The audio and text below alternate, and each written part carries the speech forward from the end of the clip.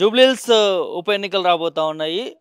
2 జాతీయ పార్టీలు అదేవిధంగా ప్రతిపక్ష పార్టీ అయినటువంటి బీఆర్ఎస్ పార్టీ కసరత్తు చేసుకుంటా ఉన్నాయి. మేము గెలుస్తామనుకుంటూ కూడా మరి పార్టీ వర్గాలు మాట్లాడుకుంటున్నటువంటి సిచ్యువేషన్ చూస్తా ఉన్నాం. సో, మనం ప్రతి ఒక్క డివిజన్‌ని కవర్ చేస్తా ఉన్నాం. జనాల నాడి ఎలా ఉంది? ఏమనుకుంటున్నారు? ఎటువైపు ఈసారి మరి సిట్టింగ్ సీట్‌ని బీఆర్ఎస్‌కే కైవసం చేస్తారా? లేకపోతే వేరే పార్టీకి ఏమన్నా ఇస్తారా? అనేది వారితో మాట్లాడించే ప్రయత్నం చేద్దాం. ప్రస్తుతం మనం రహమత్ నగర్‌లో ఉన్నాము. ఇక్కడ ఉన్నటువంటి కొంతమంది నేతలతో మాట్లాడించే ప్రయత్నం చేద్దాం.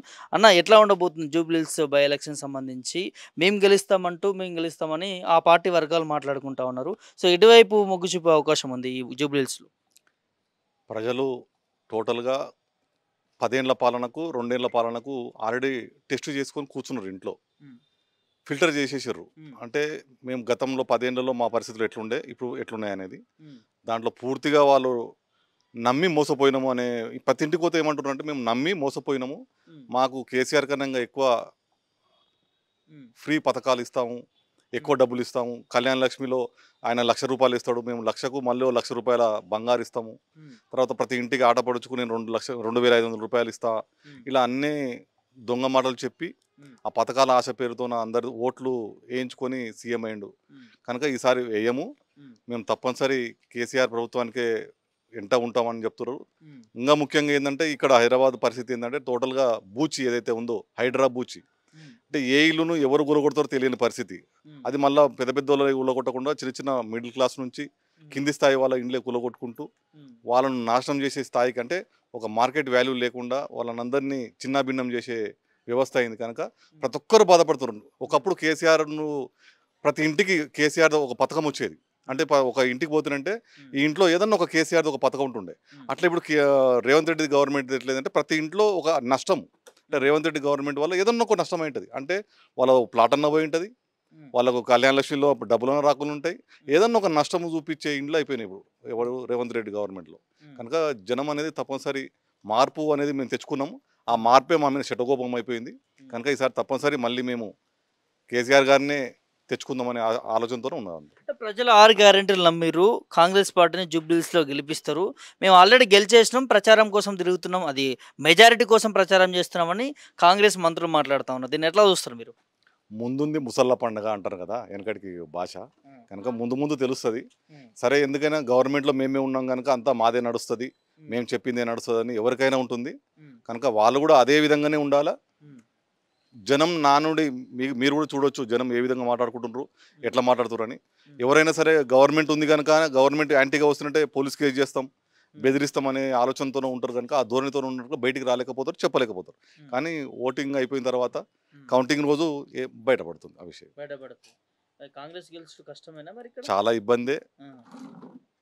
బయటికొచ్చి చెప్తలేరు అంటేనే అర్థమైంది. గవర్నమెంట్ ఫేవర్ ఉంటే బయటకొచ్చి జై అనాల ప్రతి ఆ! ఒక్కరం. ఆ! మీరసలు ఎవరు రాకండి, వేరే పార్టీలే రాకండి అని. హ్మ్. ఈరోజు మన నామినేషన్‌లు చూసుకుంటుంటే ఎంతమంది వస్తుర్రు? నిరుద్యోగులు నామినేషన్‌లు ఏస్తుర్రు. హ్మ్. త్రిబుల్ ఆర్‌లో నిర్వాసితులు వచ్చి నామినేషన్‌లు ఏస్తుర్రు. అవును. ఎవరు చూడు నామినేషన్ ఎందుకేస్తున్నారు? అంటే అంత యాంటీ ఉంటేనే నామినేషన్‌లు ఏస్తుర్రు. ఆ! కనుక ఆల్రెడీ బయట ప్రపంచం తెలిసిపోయింది. హ్మ్. కానీ వాళ్ళది అహం ఏముంటుందంటే అంతా మాదే, హ్మ్. మొత్తం మేమే ఉన్నాము అనే కలర్‌ఫుల్ అనేది ఉంటది. ఆ హ్మ్. కలర్‌ఫుల్ అనేది 100% తెలిసిపోతుంది. మీరన్నట్టుగా అన్న నిజంగానే 300 పైగా నామినేషన్‌లొచ్చినాయి. అందులో నిరుద్యోగులు ప్రభుత్వం మీద యాంటీగేసిర్రు.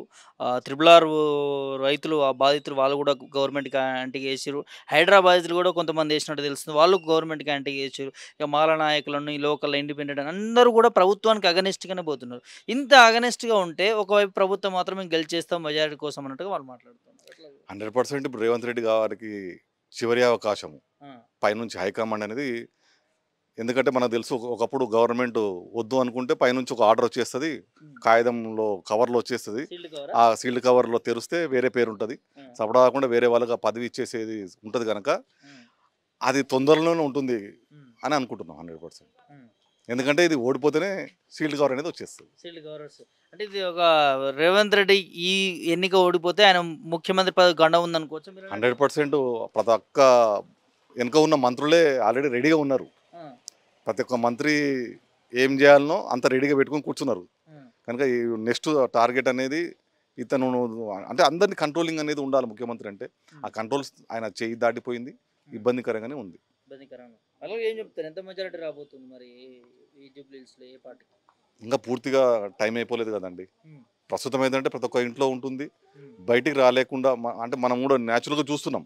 ఉమ్, మా గవర్నమెంట్ మాది అనే అహంకు మనం యాంటీగా బయటకు వస్తలేరు కనుక ఉమ్, మెజారిటీ అనేది 100% ఉంటుంది. ఉమ్. కానీ ఎంత అనేది చెప్పలేము. 100% ఏంటంటే తప్పనిసరి ఈ యాంటీ ఓసారి అవసరం పడుతుందంటే లక్ష మెజారిటీ కూడా రావచ్చు. పక్ష మెజారిటీ కూడా రావచ్చు.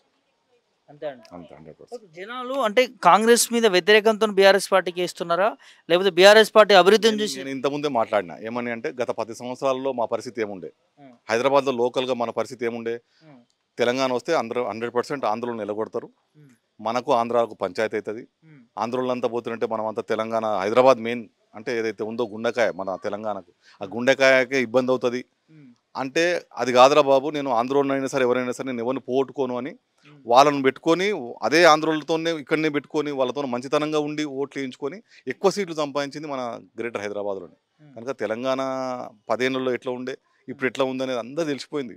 ఉమ్. ఇంకో విషయం అన్న, నేను మొన్న నవీన్ యాదవ్ నామినేషన్ వేయడానికి వెళ్ళినప్పుడు దాదాపు చాలా 1,00,000 వరకు కూడా మందిని పోగేసినారు. సో వాళ్ళు ఏం చెప్తున్నారంటే మాకు ప్రజాదరణ ఉన్నది, ప్రభుత్వాన్ని నమ్ముతున్నారు. సో మరి ప్రజాదరణ లేకపోతే ఆ 1,00,000 మంది ఎట్లా వస్తారు అనేది కూడా వాళ్ళు అంటున్నారు. దీన్ని ఎట్లా చూడొచ్చు?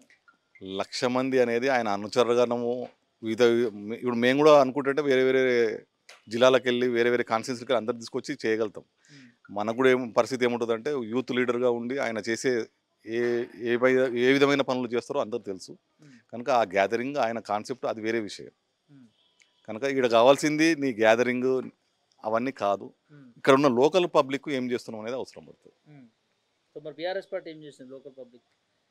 ఇక్కడ చూసుకుంటే చాలా ఆయన చేసిన మంచి పనులు చాలా ఉన్నాయి. ఇక్కడ మేము ఇంతకుముందే ఓ స్థలం చూసి వచ్చినాం, గ్రౌండ్ అదో పెద్ద గుంత, ఆ, ఒక రాళ్ళను తొలిచి పెద్ద గుంత ఉంటే దాన్ని చదును చేసి ఒక ప్లేస్ అంటే వేరే వాళ్ళ కబ్జాలోకి పోకుండా ఆ ప్లేస్ను చదును చేసి పెడితే మంచి పేరు అంటే మాకు ఇలాంటి ప్రదేశం మాకు మంచిగా అవుతుందని ఆ కిందన ఒక ఫంక్షన్ కట్టించిండు, ఫ్రీగా అందరికీ ఇస్తున్నాడని.